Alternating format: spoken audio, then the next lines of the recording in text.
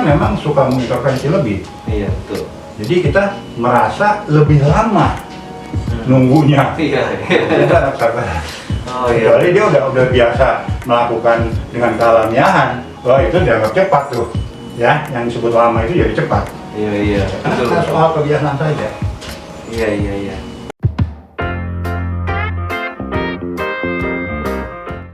Nah, jadi kesadaran secara umum itu adalah salah satu pembentuk diri kita.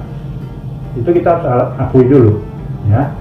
Nah, artinya kalau kita mempelajari kesadaran, kita ujungnya akan mempelajari sebenarnya salah satu pembentuk diri kita, dan akhirnya ujungnya akan mengenal diri kita. Arahnya ke sana, ya. Nah, karena salah satu pembentuk, artinya kita juga harus mengerti bahwa ada pembentuk yang lain. Nah, dari sini kita harus mengerti juga bahwa kita nggak bisa tuh dalam rangka mengangkat lebih ke permukaan, keluar dari tempatnya tuh kesadaran sehingga kita bisa lebih gampang mengenali cuma kesadaran saja. Karena kesadaran ini cuma salah satu pembentuk dari diri kita, dari unsur tidak nyata dari diri kita. Artinya apa? Kita harus angkat barengan, gitu loh. Karena mereka ini si pembentuk yang tidak nyata dari diri kita, yang salah satunya adalah kesadaran. Mereka tuh saling berinteraksi, gitu loh. Jadi kalau misalnya kita mau lebih mengenal anak kita yang lebih mendekati kepada yang sebenarnya, kita jangan kurung anak itu di dalam rumah, di dalam suatu ruangan, kita monitor dengan CCTV tanpa interaksi dengan sesamanya, tanpa manusia dan seumurnya, itu salah. Kita ambil, kita kasih ke kelompok anak bermain, mereka kita lihat di situ, itu keluar semua. Nah, sama juga dengan begitu. Untuk melihat kesadaran, jangan kita cabut satu, kita pelajari, kita kupas, nggak dapat apa-apa, mungkin salah. Jadi kita angkat semua bagian unsur pembentuk dari diri kita yang tidak nyata. Karena manusia punya bagian yang nyata dan tidak nyata. Nah, salah satu pembentuk yang tidak nyata adalah kesadaran. Nah, ditambah 3 unsur yang lain. Ya. Kita angkat semuanya, baru kelihatan karena mereka saling berinteraksi. Kelihatan langsung, begitu. Nah, itu memang lapangan bermainnya.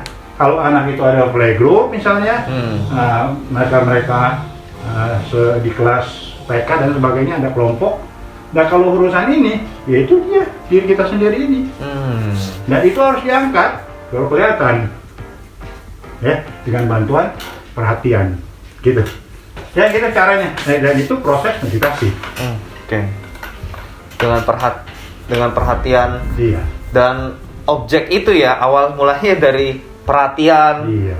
Terus ada satu objek, iya, sampai akhirnya bisa mengangkat suatu adanya kesadaran dan tadi unsur-unsur yang lain lagi itu ya. Iya. Wah, luar biasa ya. Jadi jadi bermulai dari objek sampai akhirnya masuk ke bagian yang tidak nyata dari dalam diri. Iya. Itu jauh sekali ya Om ya. Maksudnya menarik ya. Jadi sebenarnya memang berprosesnya seperti itu ya Om ya. Iya. Kalau di dalam bermeditasi itu ya. Iya. Nah, kita bicara lagi sedikit ya Om, sebelum terlalu jauh lagi masuk ke kesadaran dan sebagainya. Kita mungkin karena kita tahu ternyata mungkin objek itu adalah pondasinya juga Om ya dalam melakukan suatu meditasi ya. Nah,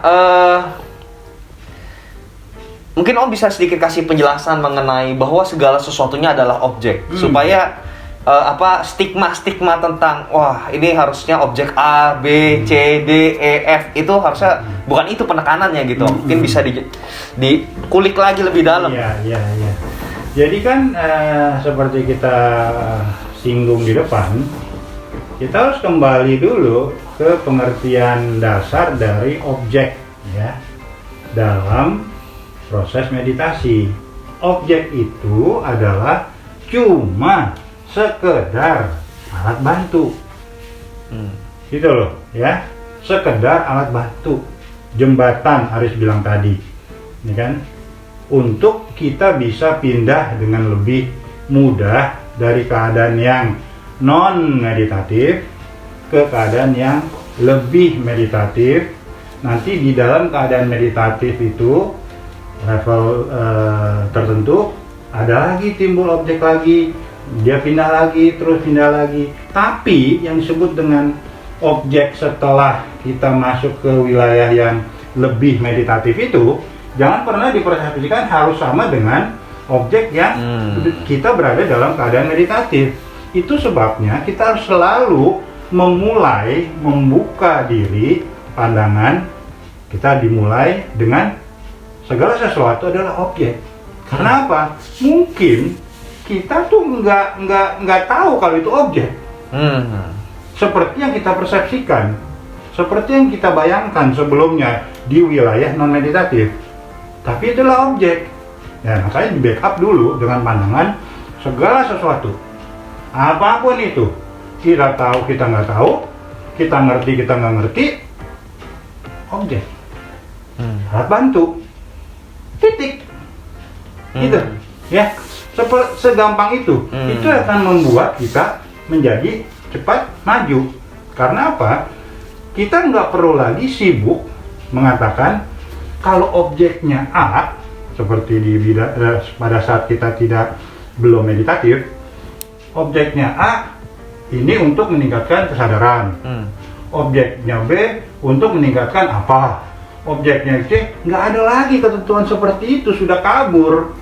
Karena memang kita akan cenderung berubah kalau kita berhasil melewati level-level kemeditatifan. Jadi yang tekanannya sekarang adalah kita berubah atau tidak gitu. Ya, bukan lagi objek A nanti harus bermakna seperti ini. Itu kan tidak lagi seperti itu. Itu kan yang bisa dibicarakan pada saat orang belum mengalami. Tapi masalahnya orang malah berpegang kepada ini akan menjadi ini. Kan nggak tentu semua. Nggak tentu ya. Nggak tentu.